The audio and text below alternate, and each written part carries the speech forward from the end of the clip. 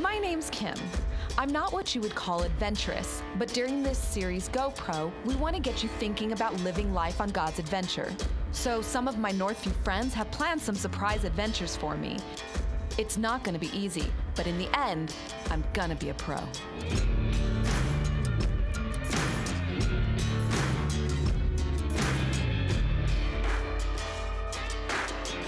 Let's go.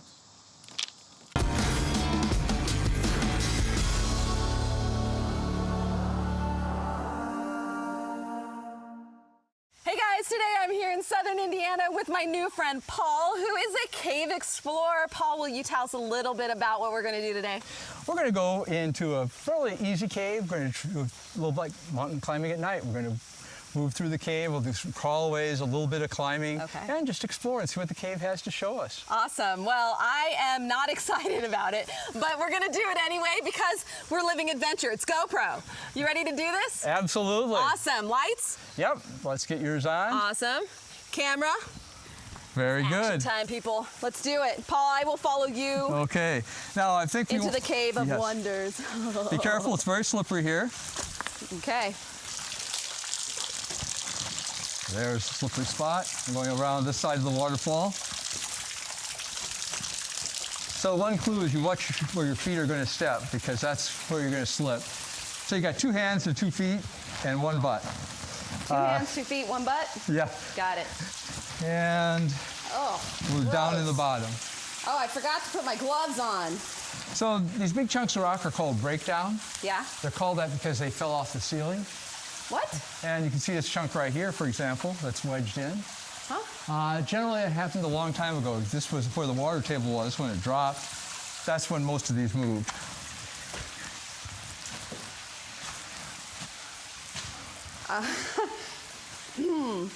Okay. Well, that makes me feel really great, Paul, knowing that these things fell off the ceiling. We walked in the mud.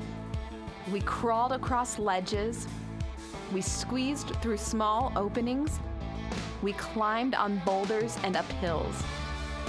Paul kept leading and I kept following deeper and deeper into the earth.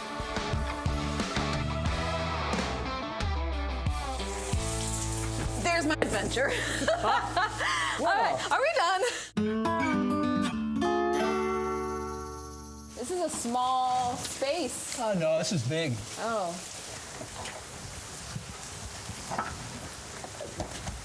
Okay. Seriously? Seriously. Look out for the puddles. They'll be a little wet. Oh, oh my gosh. Oh my goodness. So you've got lots of space. Oh yeah, that's. I had one that's guy I was what you caving think. with, his helmet got stuck because it was so tight. Oh gosh, Paul. This is not my dream. This is spacious. Yeah? Okay. For a you crawlway. say so? Oh my gosh, Paul, this is crazy. Like nobody in their right mind decides to crawl through that. Yeah. So and now, like you think you crawl through that to think that there's something at the other end? yeah, well, one of the things that you'll see in caves Oh is they move air. So if you feel air movement, that's when you keep on going. Well, yeah, that's probably gas, because somebody's scared out of their mind.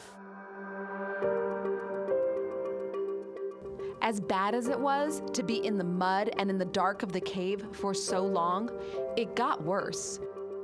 I watched as Paul descended into a crack in the rocks and then told me to follow.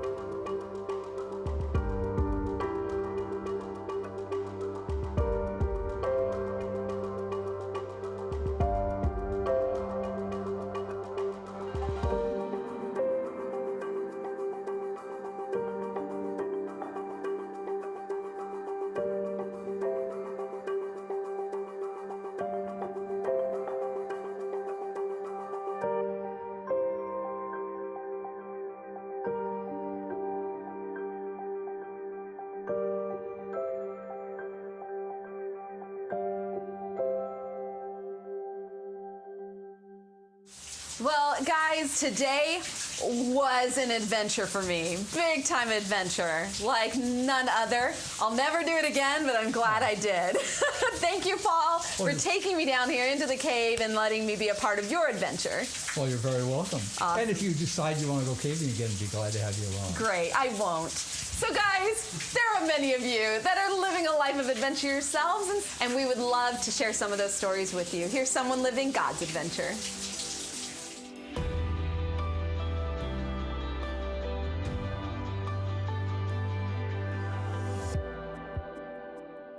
Well, I'm here today with Holly Gillum, and Holly, we've been exploring as a church what it means that God uses his people and his church to accomplish his mission. And I know for you, one of your passions is the issue of homelessness, and specifically you've served with one of Northview's ministry partners, New York City Relief. So I thought maybe we could start by you telling us a little bit about New York City Relief, just a little bit of who they are and what they do. New York City Relief is a nonprofit organization that has served Friends on the Street for 30 years. What New York City Relief does is feed our friends through a mobile soup kitchen. So they have a schedule where they're consistently going out each week into 3 different neighborhoods. They serve friends who live in Chelsea Park, East Harlem, and as well as the South Bronx. And they deliver hot soup and fresh bread, and also give our friends on the street hygiene kits in the back of the bus, and most importantly, give our friends on the street dignity by being in community with them and breaking bread together, eating together, and formulating relationships to build trust, to help provide resources for ultimate life transformation. Okay. So let me ask you, I couldn't help but notice you used the phrase friends on the street for the people that you're serving. I'm assuming that's intentional. Tell me a little bit about where that comes from. Yeah, I choose to use friends on the streets instead of homelessness or a friend who's homeless, because I want to give a more positive descriptor and see that person in a more intimate way than just identify them with a societal stigma. So when you refer to a person who's homeless as one of your friends on the street, I'm assuming there's a part of that it gives them dignity. It's like, I see you, you're more than just somebody I'm here to give food to. Like, I want to be in relationship with you. How does that play out on a mission trip? Well, one of my key phrases when I get off the bus is always, "Hey, friend," and they're like, "Hey," you know. It's so much easier just to start off with naming who you are. You are my friend, and it is giving dignity. I see you. You matter. You need to be seen. You need to be heard. It's just like having a conversation with you and I. Yeah, absolutely. Just an exchange with friends. And I gotta believe that in particular, this is a population that people look past, kind of invisible. So to have somebody who is willing to engage relationally is a big deal. And there's friends who continue to come to the bus because of them receiving dignity as well as having that relationship and having that established trust. So to be seen through someone who may pass them on the street every day is so important, and it validates importance of who they are. That's really neat. And not only are you serving when you go to New York City, but this has kind of impacted your life at home in terms of what you do to try and fund these trips. Yeah, to continue to fund mission trips or to allow others to experience what I have experienced, I linked arms with a company called Beauty Counter, and I use that as a vehicle to continue to go out and plug for New York City Relief, bring education to homelessness, as well as advocate for those who are plagued with food insecurity. I think that's terrific. So what is it about this cause? You know, not everybody that goes on a mission trip to New York City Relief is affected, impacted, brings it home in the way that you have. So I'm curious, why this cause? Why is this the one that so deeply resonated with your heart? For me, New York City Relief and this particular mission trip allows me to experience and capture and pursue Jesus's heart. You know, Steve always talks about your heart is what's most important, and your character, right? So for me, New York City Relief is being the hands and feet of Jesus, putting application into practice, and loving people in the way that he wants us to love. Grieve for what grieves his heart, and understand him in a new way that's more intimate than just reading scripture. It's actually actionable. It's going out there and doing it.